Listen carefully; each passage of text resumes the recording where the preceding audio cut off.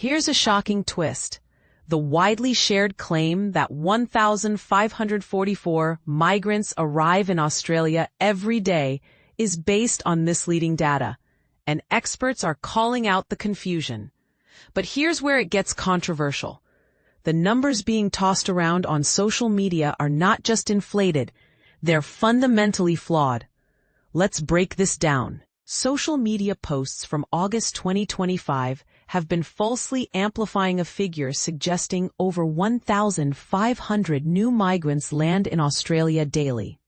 These claims, often paired with calls for anti-immigration protests, use a dataset called the Overseas Arrivals and Departures (OAD) from the Australian Bureau of Statistics (ABS). However, migration experts and the ABS itself have clarified that this data isn't a reliable measure of actual migration trends. The problem lies in how the OAD data is interpreted. This dataset tracks border crossings, like tourists, students, or temporary workers who enter and exit the country. For example, someone on a work visa might cross the border multiple times in a year, inflating the count. Imagine a traveler who visits Australia for 6 months, leaves, and returns again later in the year. They'd be counted as 2 separate entries, even though they've only migrated once.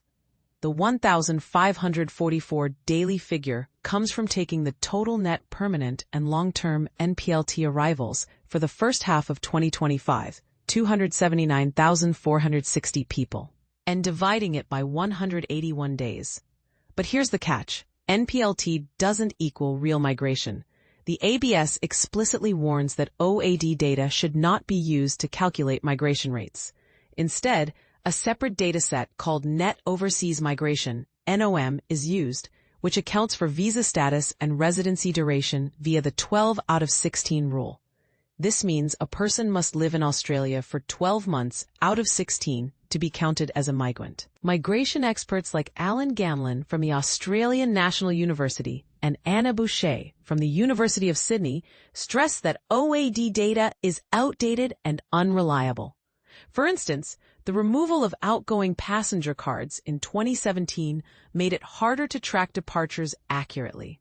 As Dr. Boucher explains, OAD focuses on movement, not residency status. A tourist returning home for a few weeks could still be counted as a long-term arrival if they cross the border again, even if they're not staying permanently.